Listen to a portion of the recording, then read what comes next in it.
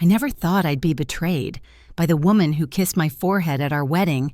It was Thanksgiving. The house smelled like cinnamon, smoked turkey, the kind of warmth that makes you feel safe. I had slipped the ultrasound photo into an envelope, tucked it under the table, planning to surprise everyone after dessert. It was my first pregnancy, after years of waiting, worrying, hoping. But before I could say a single word, my mother-in-law placed her hand on mine. She smiled sweetly and whispered, "You should end it. That baby will ruin everything." She said it like it was a compliment, like she was praising my casserole. Calm, certain, cruel. And just like that, Thanksgiving went cold. She didn't know I already knew what kind of woman she was. But this time, I wasn't going to smile and swallow it. This isn't just a story. It's a reckoning. So stay with me and tell me where you're watching from. Because I know I'm not the only woman who's ever been told her baby was a mistake. I didn't say anything, just sat there, my hand still under hers, frozen like the turkey centerpiece that hadn't been carved yet. No one else heard her. Jack was busy pouring sweet tea for his uncle. Cassie, his sister, was retelling some story about a dental patient fainting in her chair. Everyone was laughing, forks clinking, napkins unfolding. And me, I sat in the middle of it, trying to keep my heart from climbing into my throat. She smiled again, like she'd done me a favor, then passed the cornbread, like she hadn't just asked me to kill the child growing inside me when I married into the Miller family.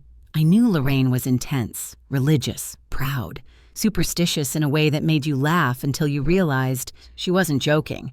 She once told me her family bloodline had a rhythm, that certain years, certain signs were cursed. I thought she was being poetic. She wasn't. That morning, I folded the ultrasound photo, slipped it into a silver envelope, Micah's tiny body, black and white, curled like a comma, 9 weeks, heartbeat fluttering. I tied it with blue ribbon, wrote "Coming July 4th" on the card inside, tucked it under her plate. I thought she'd find it with her second helping of pie, but now I just sat there, numb. And I wondered, should I yank it back? Before she ever saw it, she knew I was pregnant, and I didn't even tell her. She sensed it, guessed it. Maybe she snooped in the bathroom drawer like she always did when she cleaned. However she found out, she had already made up her mind. This child didn't belong. I stayed quiet through the rest of dinner, smiled when I had to, pushed food around my plate. Jack didn't notice. Jack rarely noticed anything when his mom was around. She had a way of sucking the air out of a room and filling it with her expectations. You either followed her lead or learned to breathe quieter. After dessert, I slipped away to the guest bathroom and locked the door, sat down on the toilet lid and stared at my hands. I still had the ribbon in my pocket. I untied it, then tied it again. My fingers wouldn't stop shaking. I kept hearing her voice, not panicked, not angry, just calm conviction. Like she was naming a fact. The baby wasn't right. The baby would ruin me. The baby would destroy the family. I didn't believe her. But I also didn't know what she was capable of anymore. The next morning, I found a small pamphlet on the kitchen counter while I was making coffee. It was tucked underneath the mail pile, just visible enough to catch my eye. It wasn't subtle. Pregnancy termination options. Amarillo Clinic. My name was written in pen on the back. In her handwriting, no one said anything. Jack just walked past, kissed me on the cheek, asked if I wanted to go to the farmer's market later. He didn't see it, or maybe he didn't want to. I left the pamphlet on the counter and walked into the guest bedroom where Lorraine was folding sheets that didn't need folding. "You left something for me," I said. She didn't flinch. "It's just information. You're a teacher. You like to be informed. It's not your body." "It's my family," she snapped. "That baby's birth year collides with ours. We've had stillbirths, sickness, losses in years just like this. I won't let that pattern repeat." Her voice cracked on the word "won't," and I saw something behind her eyes. Fear, maybe, or guilt she'd worn so long. It turned into doctrine. "You're not God," I said quietly. "No, but I know how he works." I walked away before I said something that would light the whole house on fire. That night, I couldn't sleep. I lay in bed beside Jack, watching the shadows from the ceiling fan spin across the walls. I didn't tell him. I wasn't ready. Instead, I opened my notes app and I started writing everything down. Everything she said, everything she left, everything she believed she had the right to control, because the next time she opened her mouth, I was going to be ready. I wasn't going to beg for permission to be a mother. I was going to fight for it. And I wasn't going to lose. I stayed quiet through dinner, smiled when I had to, pushed food around my plate. Jack didn't notice. He never really did. Not when his mom was in the room. Lorraine had a way of filling every space, every silence, every expectation. You either breathed like her, or you learned to breathe quieter. After dessert, I slipped away. Locked myself in the guest bathroom, sat on the toilet lid, just stared at my hands. The ribbon was still in my pocket. I untied it, tied it again. Over and over, my fingers wouldn't stop shaking, and I couldn't stop hearing her voice. Not angry, not scared, just certain. Like it wasn't even a debate, like it was already decided that the baby wasn't right, that the baby would ruin me, ruin everything. I didn't believe her, but I also didn't know what she was capable of now. The next morning, I was making coffee. The house was quiet. That's when I saw it. A small pamphlet tucked just under the mail. Pregnancy termination options. Amarillo Clinic. My name was written on the back, in her handwriting. She didn't even try to hide it. Jack walked past, kissed my cheek, asked if I wanted to go to the farmer's market. He didn't see it. Or maybe he didn't want to. I left it on the counter, went straight to the guest bedroom. She was folding sheets, ones that didn't need folding. "You left something for me," I said. She didn't look up. "It's just information." She said, "You're a teacher. You like to be informed. It's not your body." I told her, "It's my family." She snapped. "That baby's birth year collides with ours. We've had stillbirths, sickness, loss, in years just like this. I won't let that pattern repeat." Her voice cracked. "Right on, won't." And for a second, I saw it. Behind all the control, behind the certainty, there was fear, or maybe guilt. So old it had turned into religion. "You're not God," I said softly. "No," she answered, "but I know how he works." I walked away, because if I stayed 1 second longer, I would have said something that burned the whole house down. That night, I didn't sleep. I lay beside Jack, watching shadows move across the ceiling. I didn't tell him. I couldn't. Instead, I opened my phone, opened my notes app, and I started writing. Everything she said, everything she did, everything she tried to control, because next time she came for me, I'd be ready. I wasn't going to beg to be a mother. I was going to fight for it. And I wasn't going to lose.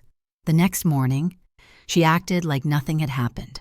Lorraine stood at the stove, humming an old hymn, flipping pancakes like it was any other Sunday. Jack sat at the table, scrolling through his phone, coffee dripping into the pot behind him. If you didn't know better, you'd think we were a normal family, but I knew better now. I sat across from her, my stomach turning, not from morning sickness, but something heavier. She set a plate in front of me. "Eat," she said. "You'll need the strength." I stared at her. "Because I'm pregnant?" I asked. Her eyes flicked toward Jack. She smiled. "I had a dream last night," she said. "A very clear one. It's not too late to do the right thing." Jack looked up, confused. "What dream?" Lorraine wiped her hands on a dish towel. "You were standing in a field, Jack, and everything was on fire. Then this woman came out of the flames, holding a baby, and the fire followed her. She looked right at me when she said it. I stood up. That's enough." Jack glanced between us. "What's going on?" "Ask your mother," I said. But he didn't. Not then. He never did when it really mattered. That night, I sat alone in the den. Jack had gone next door to help the neighbor move a couch. I sat on the sofa, Micah's first onesies folded in my lap, tags still on, trying to picture the baby who'd wear them. Lorraine walked in, quiet, cold, no smile this time. "I'm not trying to hurt you," she said. I didn't answer. "I'm trying to protect this family. You think I wanted to say what I did? I didn't. But I know what happens when people ignore the signs. You don't know what happened to Debbie," she whispered. Debbie. Jack had mentioned her once. A half-sister who died young. A car accident, they said. But now... Lorraine's mouth tightened. "She got pregnant at 17, she said. Told me she was keeping it. I begged her not to. Not that year. Not with that sign. I told her it wasn't safe." She paused. Swallowed. She bled out in a motel room in Lubbock. Alone. I didn't know what to say. I didn't even know if it was true, or if the real story was worse. But what chilled me wasn't the tragedy. It was the way she told it, like it proved she was right, like grief gave her the authority to control my life. She leaned forward. "This baby is going to bring ruin. You need to make peace with that, or stop it before it begins." I looked her straight in the eye. "I'm not Debbie." She stood up. "Then don't say I didn't warn you." That night, I called Cassie. We weren't close. She was sharp, blunt, lived in Houston, far away from the small-town drama of her childhood. But something told me. She knew. She answered on the third ring. "Did Mom say it yet?" she asked. I froze. Say what she did. Didn't she about the baby? I swallowed hard. She told me to end it. Jesus. A pause. She did the same to Debbie. I sat up. "What, she didn't die in a motel," Cassie said. "That's the lie. She had the abortion Mom begged for, then disappeared for 6 months. We found her in Amarillo with a man twice her age. She OD'd in a parking lot. Mom covered it up, said it was a car crash because that made her sound like the victim." I closed my eyes, my whole body trembling. Cassie kept going. She's been rewriting the ending ever since, trying to stop it from happening again by making sure no one goes through with a birth in the cursed years.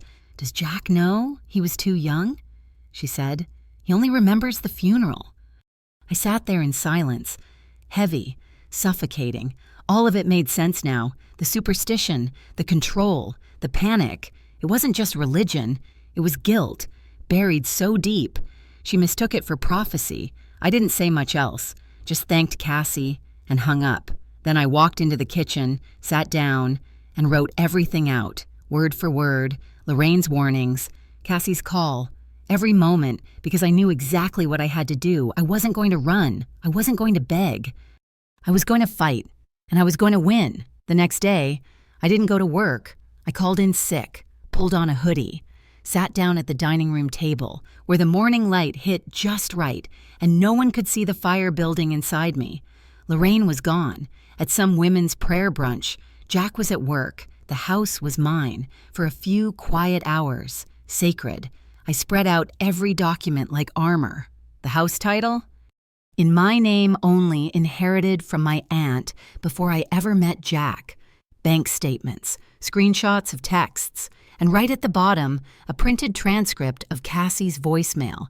Then I picked up the phone, called the sheriff's office. I wasn't pressing charges, not yet. I just asked a question. How do you evict someone who doesn't live on the lease? Someone who's been staying under implied hospitality. The woman on the line was polite, blunt. "If it's your house," she said, "and she's not on the deed, you can serve a 30-day notice. For any reason, that's all I needed." By the time Lorraine came home, arms full of half-wilted flowers and leftover lemon bars, I was sitting at the kitchen table, an envelope beside my tea. She didn't ask what it was, not until later, after her shower, after she came downstairs, wearing her lavender housecoat, smelling like rose water and righteousness. She sat across from me, patted her hair. Then she noticed the envelope. "What's that?" she asked. I didn't answer, just slid it across the table, took a slow sip. She opened it like she expected a thank you card. Instead, she found a notice to vacate, signed, dated, Reason, emotional, and spiritual harassment during pregnancy, she didn't speak. Not at first. Then she laughed. Dry, high-pitched, didn't reach her eyes. You're joking. No, I said, I'm not. She folded the paper slowly. Jack won't allow this. He doesn't have a say.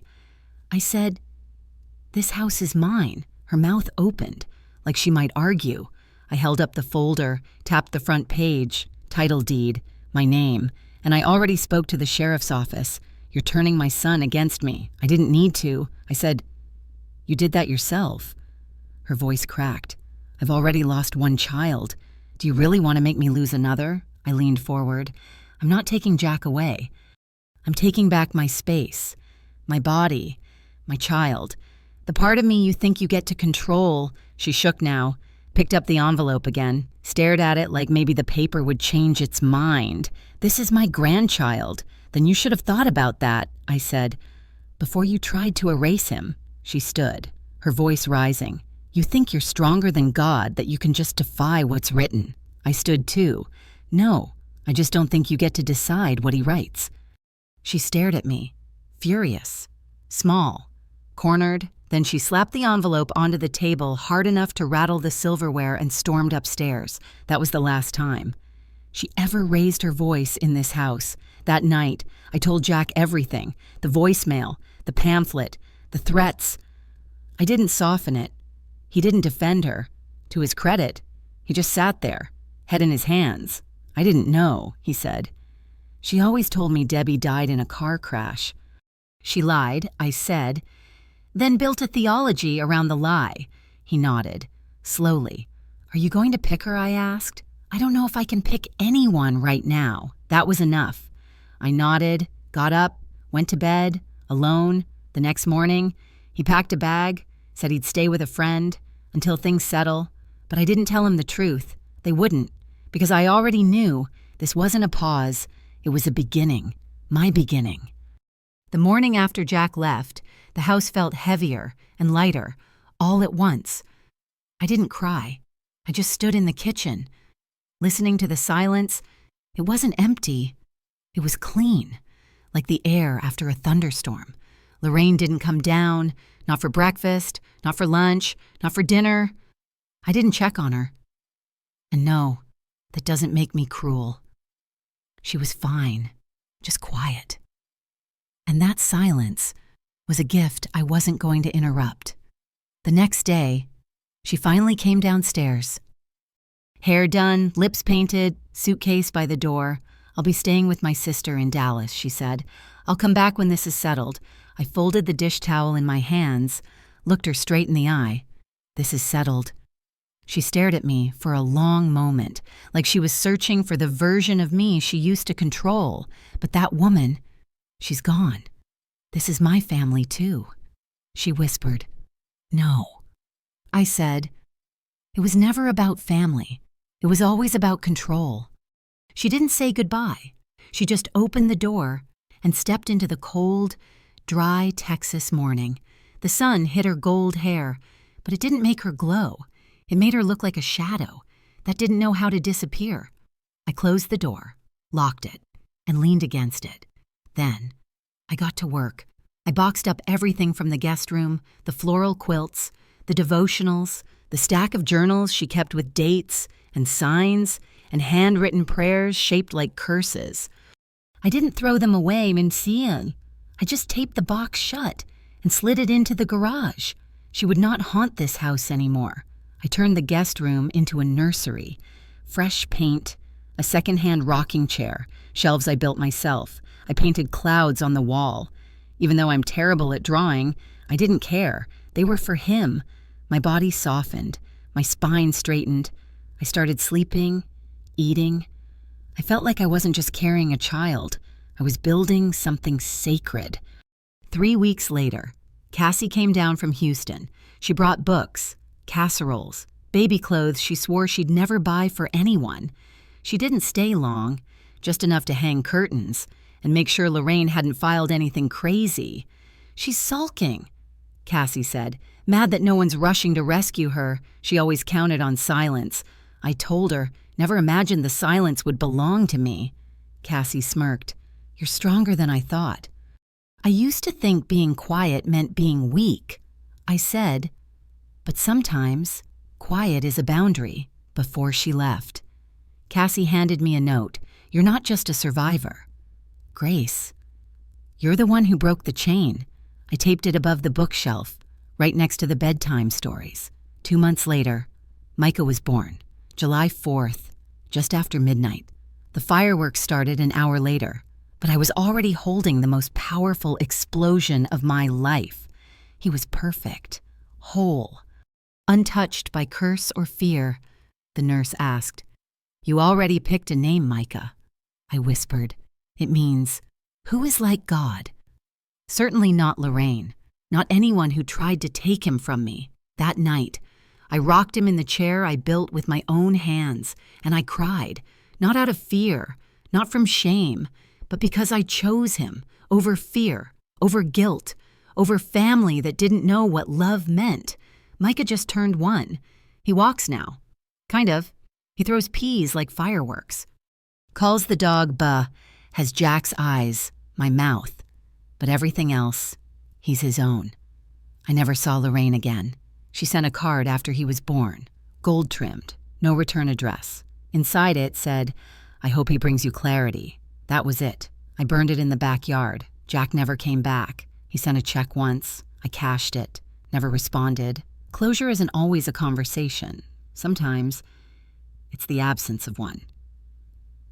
Micah never missed what he never had, and neither did I. Now, we go to the little white church on the edge of town, not to perform, but because it feels like a place where God doesn't get used to hurt women only to heal them. After service, I lead a journaling group, single moms, grandmothers, a widow who reads poetry out loud just to hear herself feel again. We drink sweet tea, talk about boundaries, loss, and how good it feels to finally belong to ourselves. They once asked why I started the group. I told them the truth. Because someone once told me my baby was a curse, and I needed a place where no one ever said that again. Some of them cried. So did I. Sometimes. After Micah's asleep, I still think about Debbie. I never saw her face. There are no photos, but I think about her anyway. I wonder if she was scared, if she had someone to hold her hand, if the silence swallowed her whole, or if she ever had a chance to scream. And then I look at Micah and I whisper, You made it, little one. We made it. He'll never know what it took to get here, and that's exactly how I want it. Micah's middle name is David. After Debbie, she never got her second chance. But we did, and I won't waste it.